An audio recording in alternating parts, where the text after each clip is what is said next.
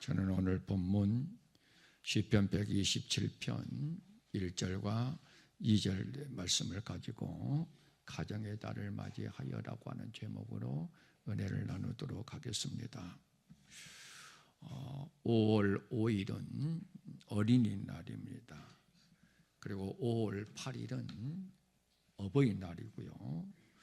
그리고 15일은 스승의 날이고 21일은 무슨 날인 줄 아십니까? 부부의 날입니다. 그래서 5월은 가정의 달이다라고 말들을 합니다.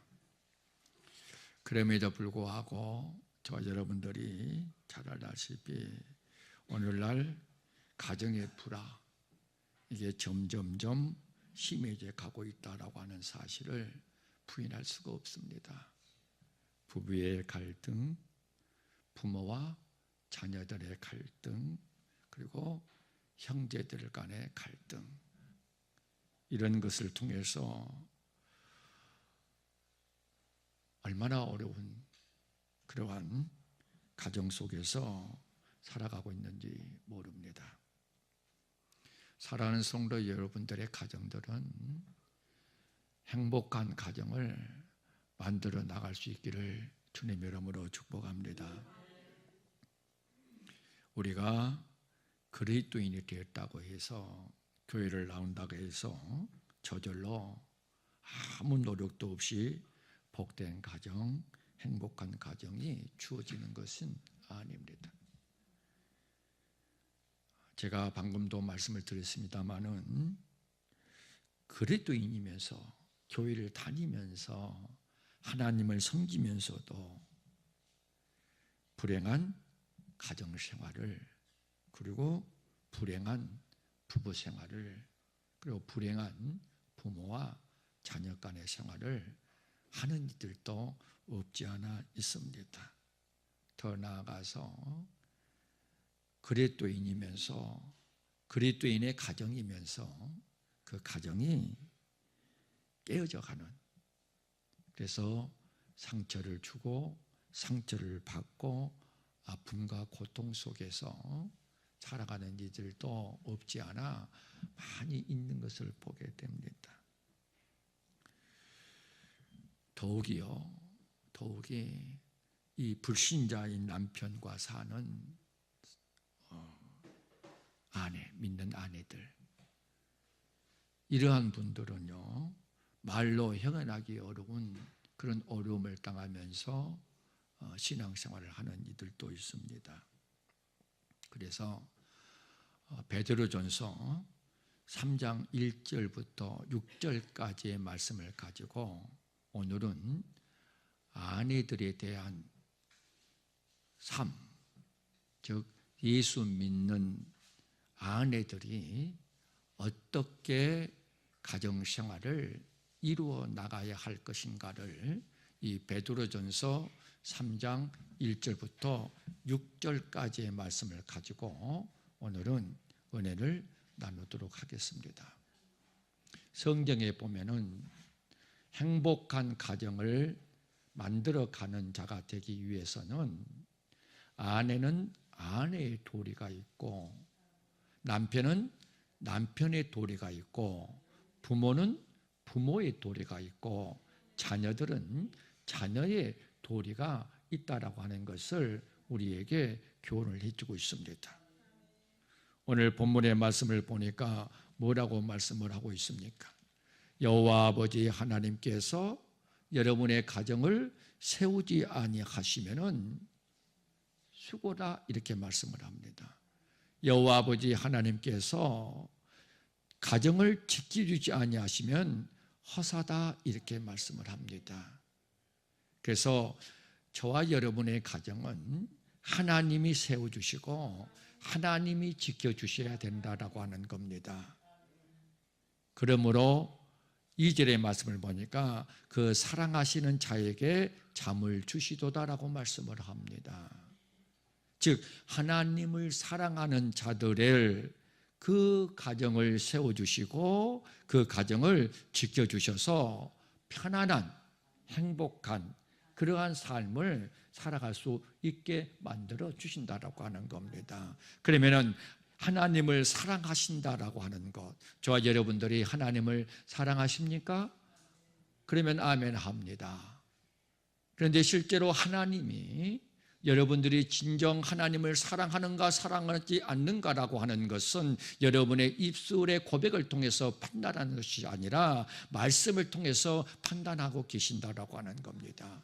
그래서 하나님을 사랑하는 것이 무엇인가라고 하는 사실을 요한복음 14장 21절에서 말씀을 하고 있습니다.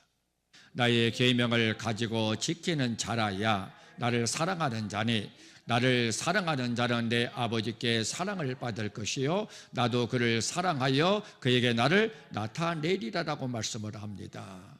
그리고 24절에 보면은 나를 사랑하지 아니하는 자는 내 말을 지키지 아니하나니 너희의 듣는 말은 내 말이 아니요 나를 보내신 아버지의 말씀이니라라고 말씀을 하고 있지 않습니까? 21절에서 하나님을 사랑하는 자들은 나의 계명을 가지고 지키는 자가 나를 사랑하는 자라고 말씀을 하시고 24절에서는 나를 사랑하지 아니하는 자는 나의 계명을 지키지 아니한다라고 말씀을 하고 있습니다.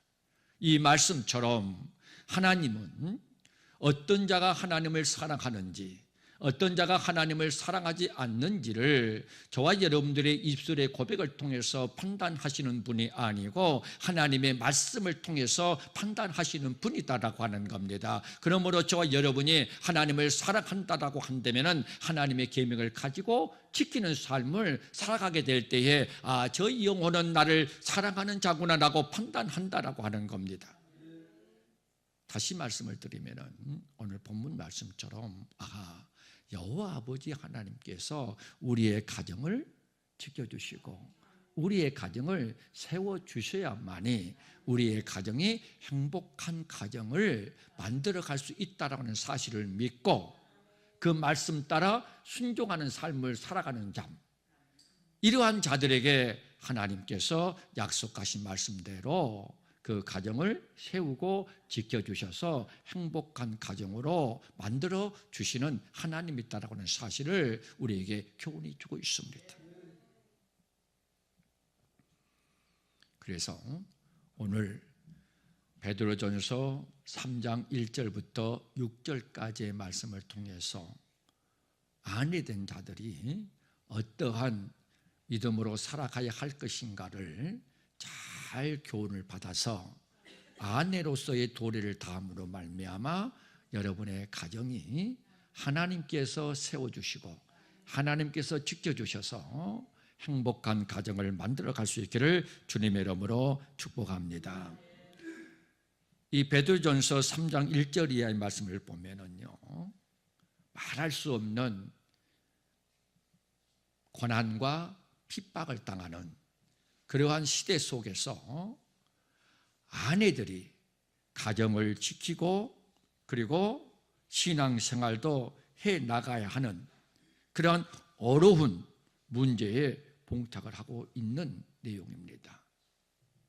그 당시에는요, 여성들의 지위가 아내는 빌려줄지언정 돈은 빌려줄 수 없다라고 하는 그러한 말들이 유행하는 그러한 시대 속에서 더더구나 믿지 않는 이 불신자인 남편과 생활하는 이 그리스도인의 여인 아내들의 믿음, 내가 어떻게 하면은 불신자인 남편과 살면서 신앙생활도 가정생활도 잘 이어내 나갈 것인가라고 하는 이 문제점.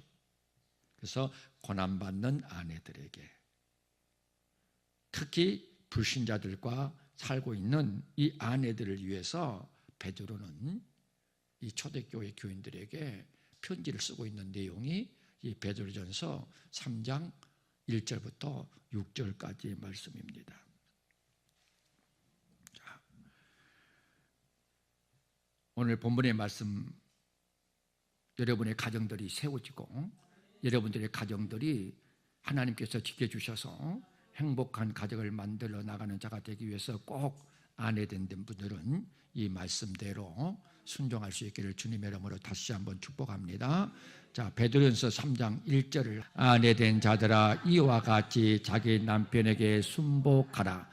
이는 혹 도를 순종치 않는 자라도 말로 맘지 않고 그 아내의 행위로 말미암아 구원을 얻게 하려 함이니라고 말씀을 합니다.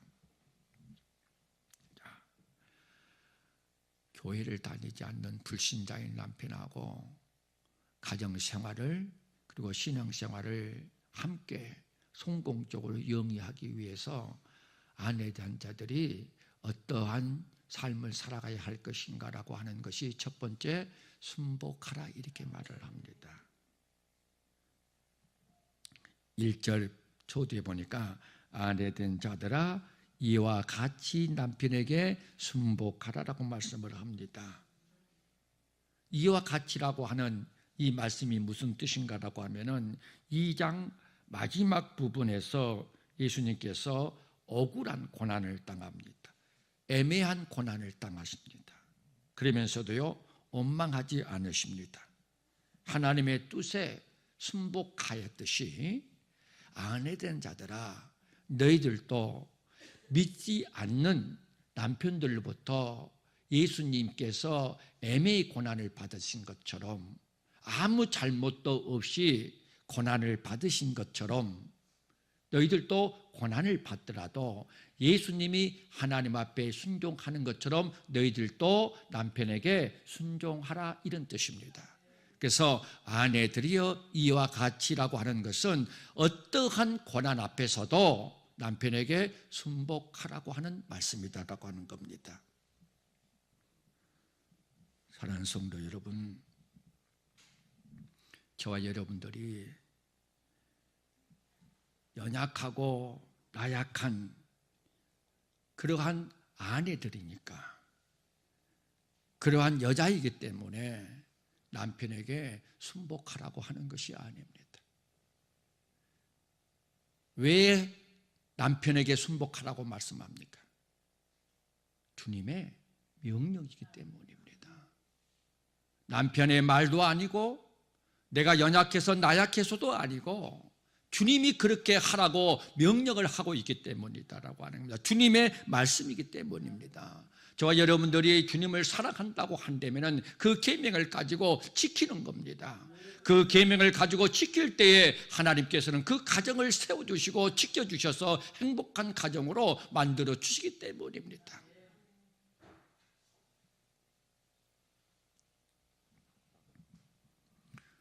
하나님 성도 여러분, 그저 결국 3장 1절에서 뭐라고 말을 합니까? 말로 맘지 않지 아니하고 그 아내의 행위로 말미암아 구원을 얻게 하려 함이니라라고 말씀하고 있지 않습니까? 아무리 말로 해도요, 여기서 말이라고 하는 것은 수다를 의미합니다.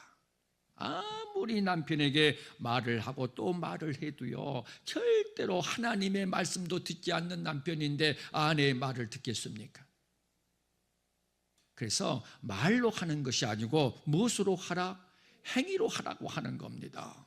내가 남편 때문에 애매한 고난을 받더라도 내가 고통을 받더라도 하나님의 명령이기 때문에 하나님의 말씀이기 때문에 참고 기다리고 온애하면서 그를 위해서 기도하라고 하는 겁니다. 자, 내 마음속에 미워하는 마음이 생기기 시작을 합니다. 내 마음속에 헤어지고 싶은 마음이 굴뚝같이 생깁니다. 애매히 고난을 받으니까 그런 마음을 하나님 앞에 기도하고 하나님의 말씀으로 쳐서 복종시키고 절제하면서 반드시 내가 하나님의 말씀대로 순종해서 하나님을 사랑하는다라고 하는 사실을 오늘 보여주게 되면 하나님은 반드시 우리의 가정을 세워주실 것이다. 반드시 하나님께서는 우리의 가정을 지켜주실 것이다. 그래서 내가 원하는 행복한 가정으로 만들어 주실 것이다 라고 하는 그러한 믿음을 가지고 순종하는 삶을 살아가는 것, 말씀 따라가는 것, 이것이 하나님을 사랑하는 믿음의 삶이다라고 하는 겁니다.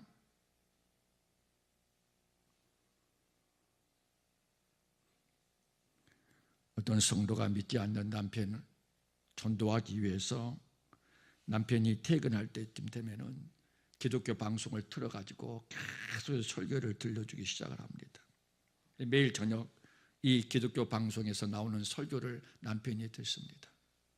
그런데 며칠 후에 이 남편이 그렇게 정확하게 퇴근하면 돌아오는 그 남편이 집에 들어오지 않기 시작을 합니다. 왜 그렇게 해요? 기독교 방송 설교를 듣기 싫었기 때문입니다. 왜 설교를 듣기 싫어할까요? 그 성도의 삶, 그 성도의 행위가 따르지 않기 때문입니다. 이와 같이 말로 하는 것이 아니고 우리의 행위로 보여줘서 남편이 구원받을 수 있는 기회로 만들어가는, 이것이 하나님의 말씀에 순종하는 믿음의 삶이다라고 하는 겁니다. 그래서 2절에 뭐라고 말씀합니까? 너희의 두루하며 정결한 행위를 범이라. 정결한 행위를 보여줌으로 말미암아 그 남편의 마음이 감동되어 예수 믿고 구원받게 만든다라고 하는 겁니다. 말이 중요한 것이 아닙니다. 행위가 중요합니다. 어떤 행위? 정결한 행위. 다시 말씀을 드리면은 너희는 이 세상의 빛과 소금으로 하나님께 영광을 돌리다라고 말씀을 하고 있는 것처럼 은혜로운 말과 착한 행실을 통해서 남편의 마음을 변화시켜 나가는 삶, 이것이 하나님을 믿는 아내의 도리다라고 하는 겁니다. 그러면서 3절 이하의 말씀을 보니까 뭐라고 말씀을 합니까? 너희 단장은 머리를 꾸미고 금을 차고 아름다운 옷을 입는 예모로 하지 말라, 이렇게 말씀을 합니다.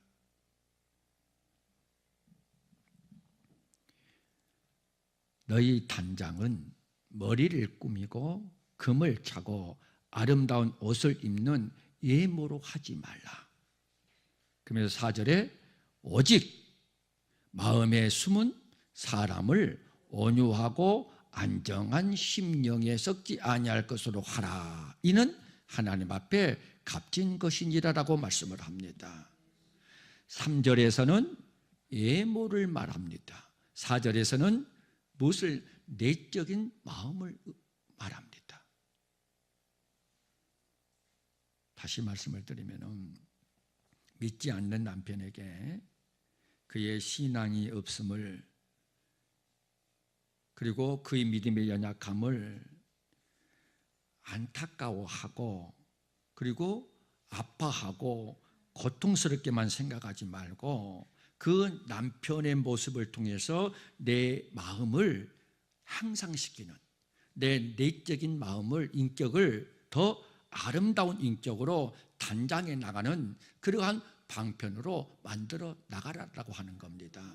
자꾸 믿지 않는 신앙 없음 그리고 연약함, 이런 것들을 보고 난 다음에 많은 대부분 사람들은 그것이 내 마음의 아픔이라고 생각을 하고 그것이 내 마음의 고통이라고만 생각을 합니다. 그러나 그렇게 생각하지 말라는 겁니다. 그 남편의 모습을 통해서 내 내면의 세계를 아름답게 단장시키는 그러한 기회로 만들어 나가는 자가 되라고 하는 겁니다.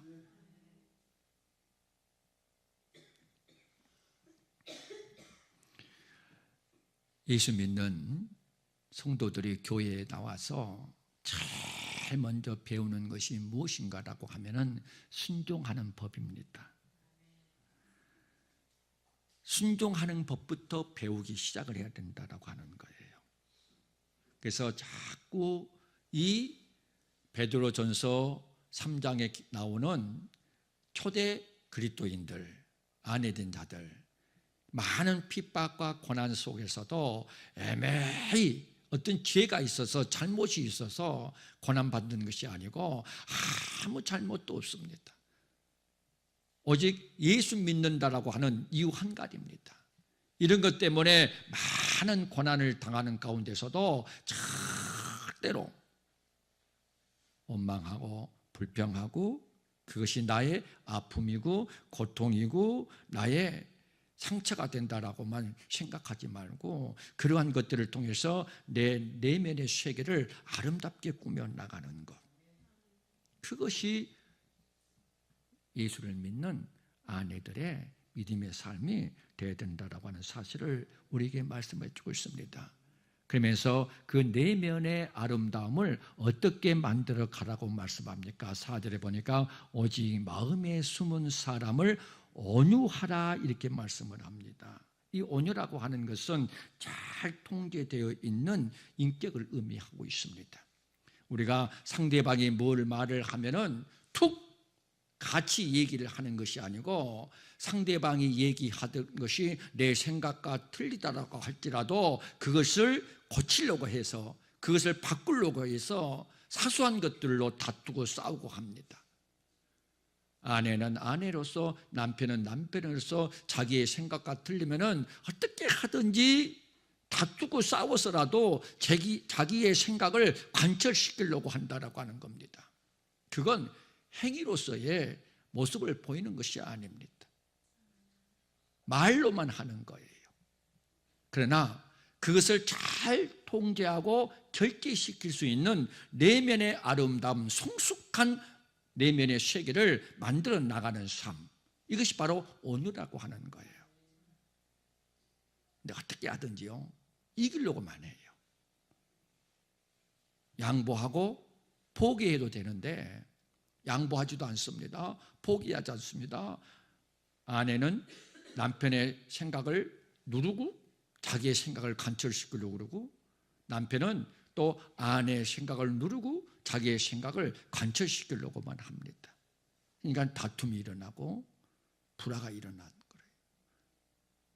그러나 예수 믿는 저와 여러분들은 내 마음 속에 온유한 마음, 잘 절제하고 통제되어지는 그러한 내면의 아름다움을 형성해 나가는 삶, 이것이 바로 하나님의 말씀에 순종해서 하나님을 사랑하는 자라고 인정을 받아 하나님께서 우리 가정을 세워주시고 지켜주셔서 행복한 가정으로 만들어 나갈 수가 있다라고 하는 겁니다. 그 다음에 뭐라고 말해요? 안정한 심령이라고 말합니다. 안정. 이것은요, 그 마음속에 고요한 영성. 예수 믿는 사람들이요, 떠들썩하면 안 됩니다. 오직 많은 사람들이 이런 말을 하지 않습니까? 예수 믿더니 뭐만 많아졌다, 말만 많아졌다라고 하는 말들을 얼마나 많이 합니까? 그런 말을 들어서는 안 됩니다. 아유, 당신은 교회 다니지만 말만 많아졌어. 이런 말을 들어서는 안 돼요. 말보다도 행위예요, 행위. 그래서 많은 말을 남편에게 하려고 하지 말고요, 그 남편에게 하려고 하는 그 많은 말을 하나님에게 하는 거예요. 절대로 여러분들이 말한다고 해서 남편을 변화시킬 수가 없어요. 그래서 그런 말을 합니다. 아내는 연약한 존재다. 그러나 기도하는 아내는 누구보다도 강해진다. 아내의 강한 기도의 손이 올라갈 때에 남편이 변화되어지기 시작을 한다. 연약하고 나약한 아내들이 어떻게 강한 남편을 이기려고 해요. 그러나 기도하는 여자는요, 기도하는 아내는 강한 아내가 될 수 있어요. 왜요? 남편을 변화시킬 수 있는 하나님이 움직이기 때문이에요. 이 말이요, 오히려 괴로움이 될 수 있어요. 이 말이 오히려 번거로울 수가 있어요. 그래서 자꾸 교회를 다니는 사람들이 이 말만 많이 하니까 교회를 다니는 말만 많아졌구나라고 하는 말을 들을 수가 있다라고 하는 겁니다. 사랑하는 성도 여러분, 저와 여러분들이 오늘 주신 말씀처럼 5월은 가정의 달입니다. 그래서 내가 여러분들이 함께 꾸려나가는 가정들이 정말로 하나님이 세워주시고 하나님이 지켜주셔서 행복한 가정을 만들어 나가기 위해서는 반드시 하나님의 말씀 따라 아내는 아내의 도리를 다해야 되고 남편은 남편의 도리를 다해야 되고 부모는 부모의 도리를, 그리고 자녀는 자녀의 도리를 다해야 된다라고 하는 겁니다. 그래서 저 여러분들은요, 3절에 기록되어 있는 것처럼 이 외적인 모습에만 아름답게 이렇게 막 보이려고 하는 자가 되지 말고, 이 외모보다도 더 중요한 것은 이 내면의 세계, 이 마음을 더 아름답게 꾸려나가는, 그래서 늘 고요한 영성과 그리고 늘 잘 통제되어 있는 절제된 그러한 믿음에 통해서 하나님의 말씀 따라 순종하는 삶을 살아가는 자가 되어야 된다고 하는 겁니다. 그래서 아내가 얼마만큼 내적인 아름다움을 갖고 있느냐 하는 것이 남편들을 예수 앞으로 인도할 수도 있고, 얼마나 아내들이 내적인 아름다움을 갖고 있느냐 하는 것에 대해서 남편들을 변화시켜 나갈 수가 있다라고 하는 겁니다. 잠언서 11장 22절에 보면은 아름다운 여인이 삼가지 아니하는 것은 마치 돼지코의 금고리 같으니라. 제가 5월 달 가정의 달을 맞이할 때마다 이 말씀을 자꾸 적용을 합니다. 내적인 아름다움이 없이 외적인 화려함만 갖고 살아가는 삶, 이것은 돼지코의 금고리를 채우는 것과 같다라고 하는 것이지요. 살아가는 아내들이요, 아름다움을 외모로만 취하려고 하지 말고 이 아름다움을 내적인 그러한 아름다움으로 만들어 나가는 현숙한 여인들이 될 수 있기를 주님의 이름으로 축원합니다. 그래서 잠언서 19장 14절에 보니까 뭐라고 말씀을 합니까? 집과 재물은 조상에게서 상속하거니와 슬기로운 아내는 여호와께로 말미암았느니라. 여러분, 집을 허무는 그러한 여인들이 되서는 안 돼요. 집을 세우는 여인들이 되어야 된다고 하는 거예요. 그래서 잠언서 14장 1절에 뭐라고 말씀을 해요? 무릇 지혜로운 여인은 그 집을 세우되 미련한 여인은 자기 손으로 그것을 허느니라. 지혜로운 여인들이 되시기를 바랍니다. 미련한 여인들이 되서는 안 돼요. 근데 지혜로운 여인은 누구에게서 난다? 하나님께로부터 말미암는다라고 하는 거예요. 다시 말하면 오늘 하나님께서 주신 이 말씀 따라 내가 아무리 믿지 않는, 그리고 연약한 나약한 그러한 남편들이 애매한 고난을 가져다 준다 할지라도 그 애매한 고난 앞에서 같이 맞장구 치는 자가 되지 아니하고 다 내 내면의 아름다움을 통해서 온유, 잘 통제되어 있는 절제된 마음과 그리고 고요한 영성, 이해하고 용납하고 배려할 수 있는 그러한 절제된 온유한 마음을 가지고 남편을 대하게 될 때에, 그리고 그 남편에게 하고 싶은 말을 남편에게 하는 것이 아니고 하나님 앞에 하는 자. 그래서 연약하고 나약한 아내지만은 그러나 기도하는 여인은 강한 자가 될 수 있다라고, 강한 손을 들고 기도할 때에 하나님께서는 그 남편을 변화시켜 줄 수 있다라고 하는 사실을 다시 한번 깊이 깨닫고, 자, 여러분들은 오늘 다 같이 5절을 한번 읽어보도록 하겠습니다. 5절. 전에 하나님께 소망을 두었던 거룩한 부녀들도 이와 같이 자기 남편에게 순복함으로 자기를 단장하였나니 사라가 아브라함을 주라 칭하여 복종한 것 같이 너희가 선을 행하고 아무 두려운 일에도 놀라지 아니하므로 그의 딸이 되었느니라. 많은 분들이요, 가정에서 이 왕비가 되려고 합니다. 왕비. 그럼 왕을 세워야 돼요. 그러면 그 왕이 누가 돼야 돼요? 남편이 왕이 되어질 때에 자기가 왕비가 되어지는 거예요. 근데 자기는 왕비가 되고 남편은 하인 정도로 부리려고 하면은 자기가 왕비가 될 수 있겠습니까? 아닙니다. 전에 하나님께 소망을 두었던 그러한 아내들은요, 남편에게 순복함으로 자기를 단장했다, 이렇게 말을 합니다.